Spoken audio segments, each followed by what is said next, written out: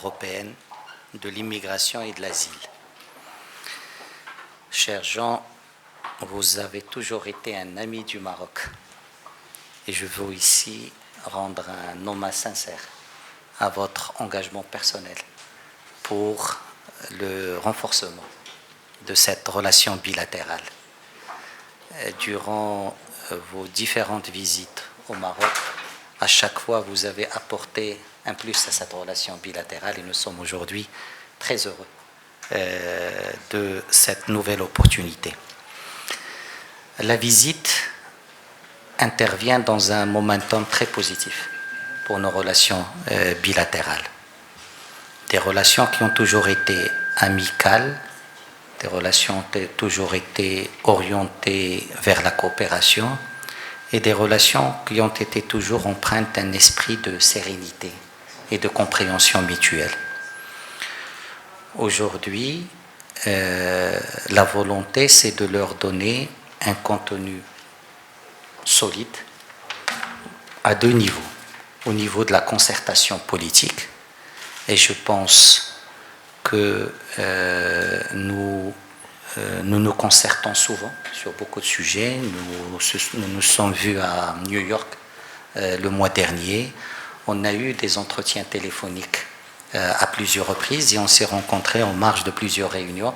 Donc il y a une pratique, une tradition de concertation sur beaucoup de sujets. Et sur beaucoup de sujets, nous partageons la même vision, fondée sur les mêmes valeurs, sur les mêmes intérêts pour la paix et la stabilité régionale et internationale.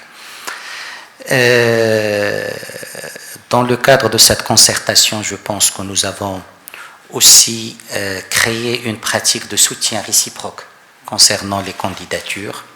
Et là, je réitère notre soutien à la candidature du Luxembourg pour le mandat de membre non permanent au Conseil de sécurité, je pense 2030-2031 pour vous.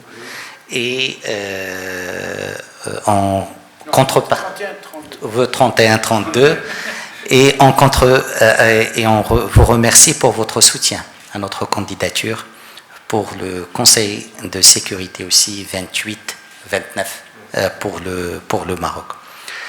Donc, le volet concertation politique, soutien dans les organisations régionales et internationales, quelque chose qui est mis en place aujourd'hui. Le deuxième volet qui est très important, c'est le volet économique. Et là aussi, je pense qu'on a réalisé beaucoup d'avancées. On se prépare à accueillir Son Altesse Royale, le grand-duc héritier du Luxembourg, à la tête d'une mission économique les 10 et 13 octobre. Ça va être la troisième mission, après celle de 2015 et de 2019.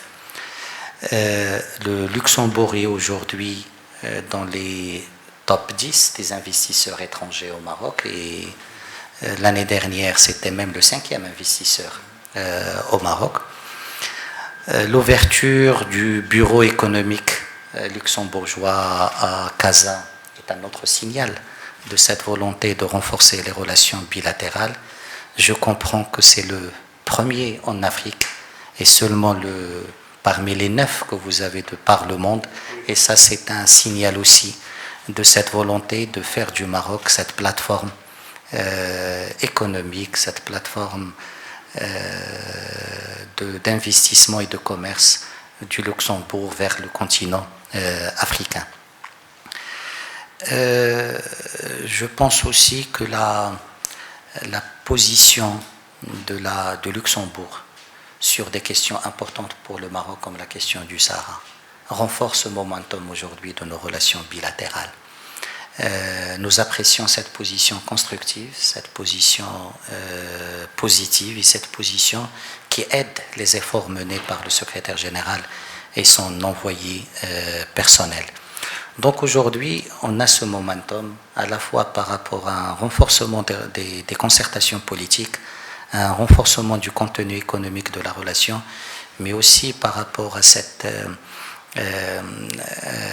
expression de la position du Luxembourg sur la question du Sahara marocain qui ouvre des perspectives très prometteuses pour nos relations bilatérales et qui fera de cette visite un moment important de nos relations. Donc encore une fois, cher Jean, c'est un plaisir de te recevoir et surtout merci pour tout ce que tu fais pour le renforcement de cette relation bilatérale.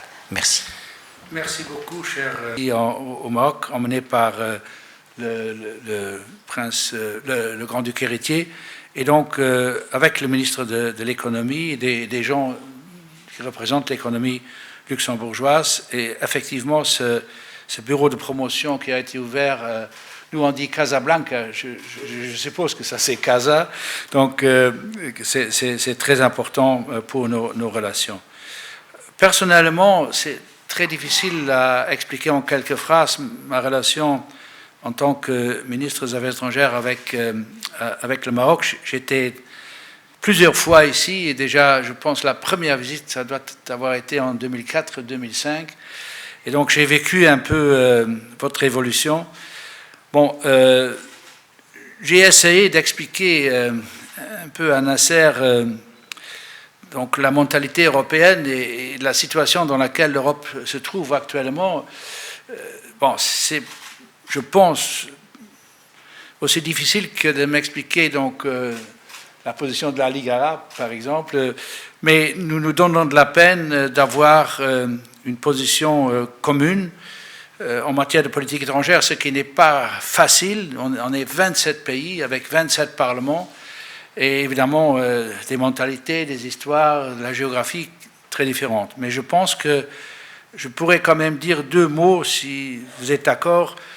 L'Europe n'a pas explosé après le Brexit. Et ça, c'était déjà quelque chose de très particulier. Vous savez que je ne pense pas que les Anglais se sentent bien dans leur peau actuellement, mais nous non plus. Je pense que l'Europe, effectivement, stratégiquement, politiquement, aurait eu un poids beaucoup plus important avec UK que sans UK, mais bon, on cherche à avoir des relations qui restent des relations, de bonnes relations avec